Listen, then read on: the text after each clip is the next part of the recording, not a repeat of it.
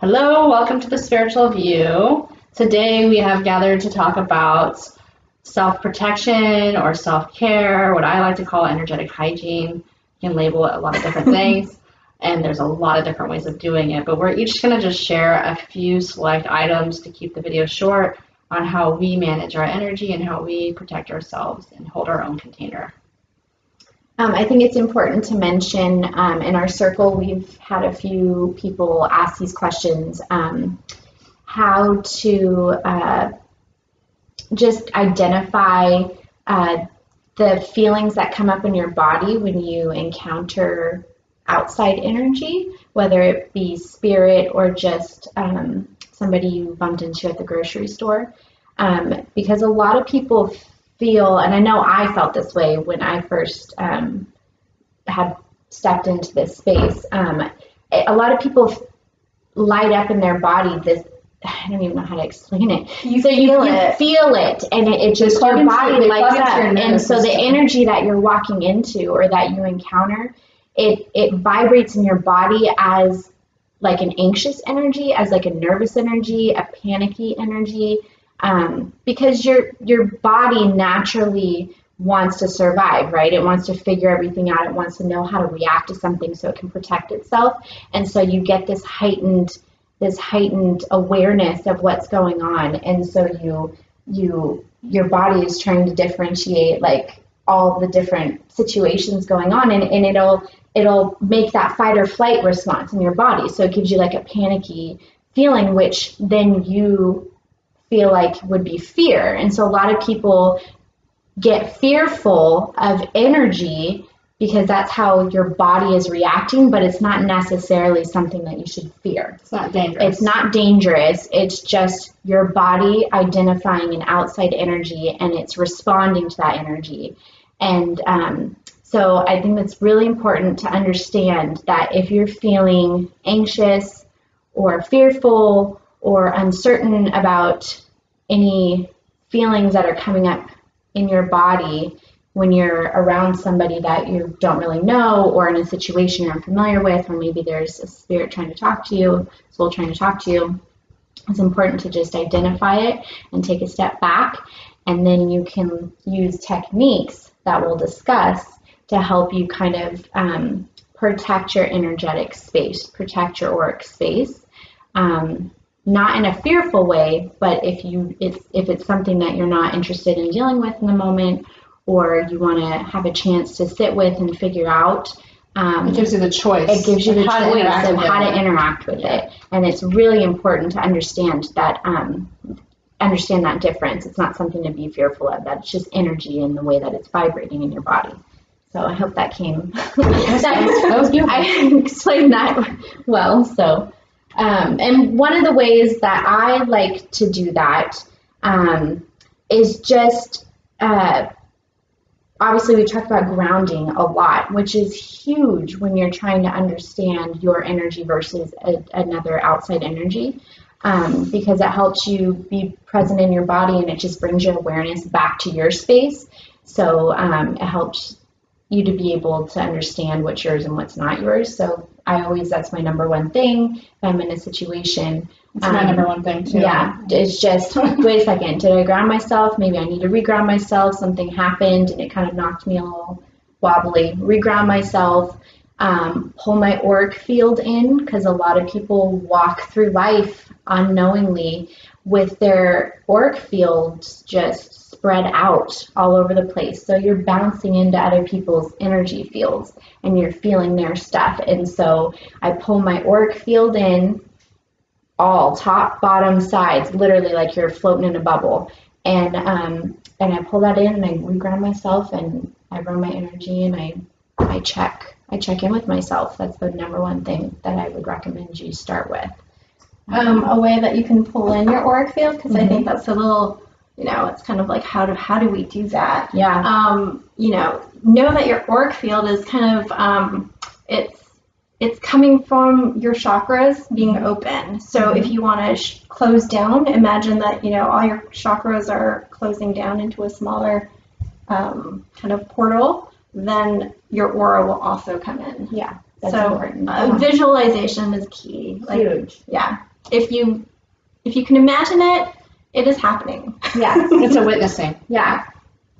So it's kind of like different levels of energy. I feel like on the spirit realm, they're vibrating at such a higher frequency. They don't have the dense bodies that we do. And so when they're communicating, that anxiety is that kind of like flutter. The raising right? of the vibration. Right. And so the vibration, when we're communicating, it kind of comes into us and heightens our kind of vibration a little bit. Right. What we need to do to keep it kind of like ourselves from kind of losing ourselves. Leaving your body a little bit. Yeah, you want to stay planted here in your body, and grounding is the best way to do that. But you also want to be able to like go out, get those messages, and then bring it back in. It's kind of like going back and forth. It's like a tether from your body to the earth, so that when you're up here traveling to different dimensions and realms, communicating with spirits or whatever you're doing, you're still centered in you-ness. If you're ungrounded, you can kind of like float away, and it's like hard to regain yourself. So that tether just helps to like keep you centered while you do this work, which is, it's just a balance. It's a balance, like a yin and a yang. It's all just balancing those energies so that you can be centered. And if anything, we talk about this in our circle all the time. If anything we talk about sounds like alien language. Of course, at the beginning, you're going to not understand anything that we're saying, but your soul is hearing it, and it's reminding itself, because you innately already know how to do all this stuff. It's just you're trying to remind your human body how to do it, and remind your human body like about identify these humanly experiences. And so you just kind of like use your imagination, like you said, and you just practice and keep doing it, and it'll just kind of become second nature after a while, because you're gonna automatically know, like, this is what I'm supposed to be doing. Yeah. So That's such a great point. yeah, it's really hard to you can get lost in this information, because it's overwhelming, especially when you're having those body reactions. And so just know that even if you feel like nothing's working, it's working. Like it's something's clicking, and it will help on some level. So, And we literally have so many tools available to us to basically protect ourselves and clean our auric fields and everything. It's just a matter of choosing what resonates most for you, and what calls your name. Like what do you enjoy doing, and what you feel is most useful. replenishing. Do you want to talk about the cleansing part? Sure. I mean, like The grounding. grounding, and basically like just our grounding cord is that it's kind of like a garbage chute. You can think of throwing all the energy that you don't need, or you're feeling that you don't want to feel, down that grounding cord back to the earth. So that's how you can clean your field. You can even like ground your whole house, or your car, or your chair, or whatever. Imagine a cord that big as your house, and imagine everything that you don't want that's lingering energetically in your house, things that have happened or whatnot, like going down that grounding cord. And that's one way to clear your space. Smudging, right? Using sage, smoke. Yeah. And sage is kind of strong, so if you're not really a fan of white sage, there's so many things out there. Lavender, sprays. You can do sprays, you can do Hydrosol. Santa, you can do Palo Santo. sweetgrass, Palo Santo. There's so many really yummy herbal plants out there that can really do just as well of a job. Just like frankincense. Visualizing white light. I mean, that's Or like you the can easiest just put thing. out bowls of salt, Mhm. sea salt, in the corners of your house. You can also use sound to clear a space. White candles. So the sound, I like that topic. The sound, you can just clap or use a bell or something. Imagine energy flowing with the currents of the air in your house. If there is like corners or areas where energy and air isn't really flowing, that is where negative energy or unwanted energies can accumulate. So when you're cleansing your house with smoke from sage, or with sound or spray, you really want to focus on Those corners. all those corners where the energy is not flowing. So like, you have a pathway you walk through your house. That's probably where the energy is the clearest. because you're moving that energy, but it's the areas outside of that flow of energy that you really want to pay attention to. And you can imagine it just dissipating, like particles going through your floor back to the earth, or you can open a window and imagine all of it going out the window, and having that intention as you're doing it, that it's releasing and leaving the space, recycling back to earth, so that it's not just like hitting the person walking by on the street. Yeah. One more thing I wanted to mention, my experience when I first started meditating and learning about grounding and bringing in earth energy and doing all that, I had a lot of really stuck traumatic events that I've experienced in my lifetime, and it was all that energy was stuck, and it physically made me ill. It physically made me sick.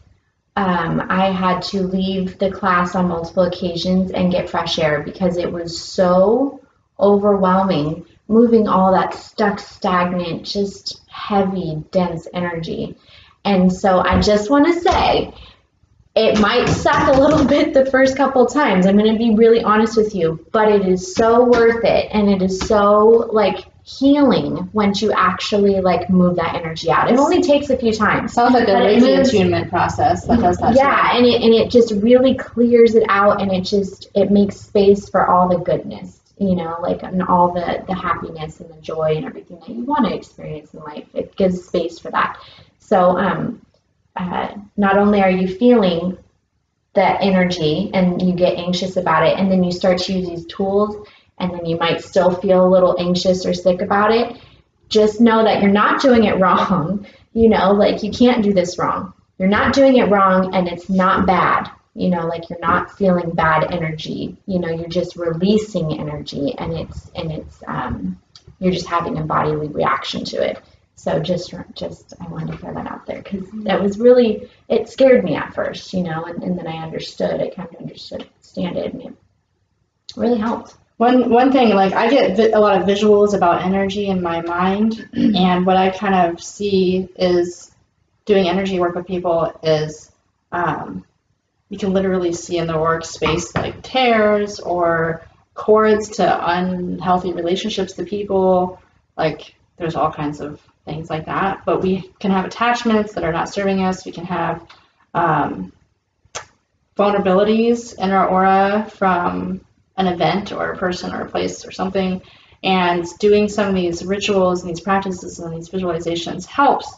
But also, I like to call it energetic hygiene, which is just focusing on how are you feeling on a daily basis, checking in, and seeing if what you're doing through your day is that, like, the activities you're doing, if they're replenishing you and nourishing you, or if they're depleting you.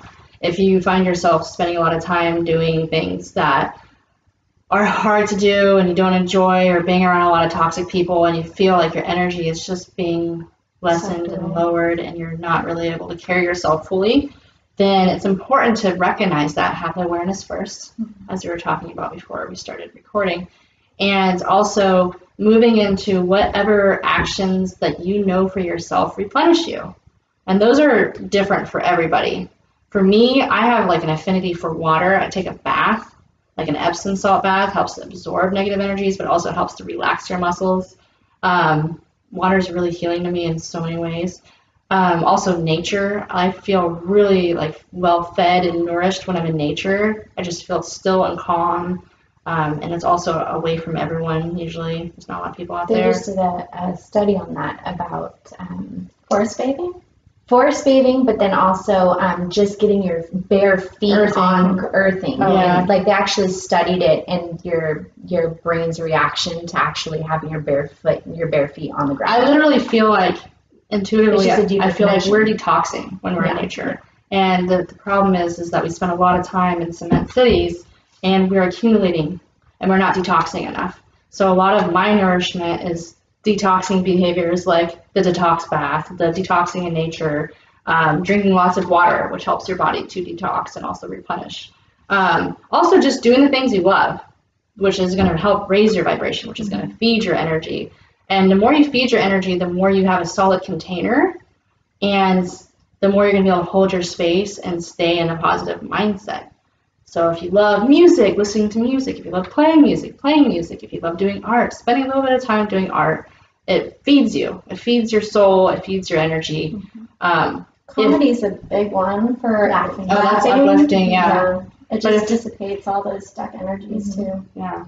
And if you find yourself going day by day, not really enjoying life, like, I don't like my work, I don't like when I come home, I don't like this. If you're surrounded by a bunch of depleting energy things, that can bring you to a sickly place. It can bring you to a place where you actually start to really have physical symptoms because energy becomes stagnant, you become vulnerable, your energy opens up, all the other people's stuff can come in easier, and also that can make you fearful too because you feel like you're out of control. I am not in control of my reality, I'm not in control of my happiness, and that like a thought affirmation invites more in. So it's just really good to focus on just replenishing, nourishing, cleansing, replenishing, nourishing, cleansing, and you have a really solid framework to work from in life that way. Can I just make one point? Because it's not always somebody's, like if they don't like their job, they can't always change that. But what you can change is what you're thinking about your job every day. If you're thinking, oh, I hate going into work, I hate doing this, this is so not, those are the thoughts that are occupying your mind. It's just going to keep multiplying. Like you're putting it out in the universe, so it's going to manifest. Right. So even if you are not happy at it, try to find the one thing or maybe two things a day that you like enjoy about your job. Maybe try to find the positive is basically what I'm trying to say is if you try and look for that one positive thing and focus on it, then you can actually change your situation. It might not be something that you enjoy right now, but with that positive energy that you're putting out, it's going to attract other positive energy. And that's how you get things to shift. Yeah. I think the phrase like attracts like is just like one of those key phrases you should always remember because that's exactly what you're saying.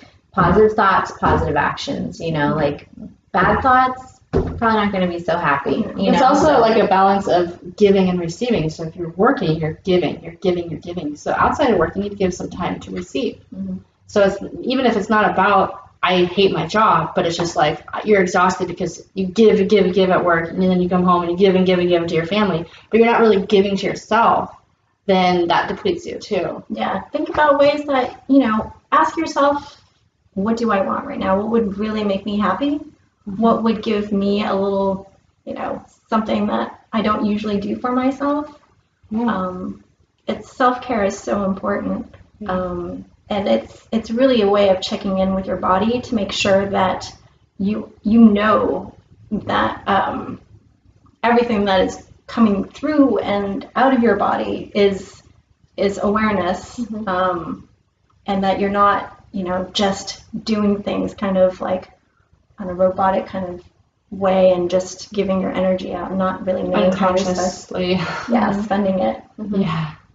So we've talked about energy and just energy in our space and how to react to it and all that. But once you get past the grounding and being aware of your space, there's techniques that we can use. We've talked about before, earth energy, bringing in white light through our chakra system. I've talked about placing roses in your auric field, sides, top and bottom, front and back, to kind of just separate your stuff from other people's stuff. There's so many techniques out there, so you just kind of have to play around with it and see what works best for you, what you resonate with the most. Everything is subjective, but there's also golden sun technique. Did we talk about that before? I don't know if we've talked about that before. I think we did, calling back your energy. Well, so we have the golden sun technique, and then to get rid of energy in your space, there's the blowing of the roses, where you can imagine in your mind's eye like this beautiful rose, just this huge, beautiful rose, any color you want it to be. And then you just say to yourself or out loud, like, I release what no longer serves me, or I release any negative thoughts, or whatever it is that you want to let go of. And once the rose is full of energy, it'll close. And then you imagine it just being, however you want to do it, blown up. I imagine that disintegrating to sand and blowing whatever it is. But whatever it is, it's deplenishing, and then it goes back down into the earth, and the earth recycles the energy back into positive energy. And it's actually quite a powerful technique. It's called blowing roses. Blowing roses, yeah. It's a Berkeley Psychic Institute thing. Correct. Probably goes back before that too. Yeah. Yeah, the golden sun technique is just, like, I'll briefly explain it. Imagining a golden ball of light growing and growing as all of your energy from all the people, places, and events is coming back to you.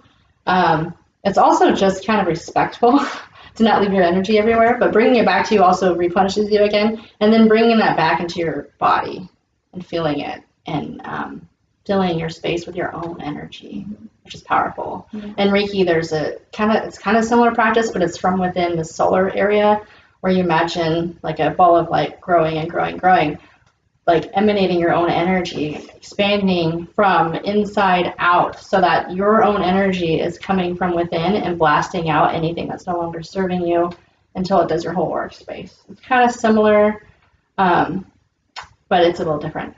It feels different too. But yeah, again, there's like hundreds of different techniques, and I think that if you go on a search to see what works for you, your guides and your support on the other side will help bring to you what works for you, and just pay attention to what you run across and try it and feel it. And if it doesn't feel right, try something different. Yeah. There's literally a buffet out there, so have fun at it. Yeah.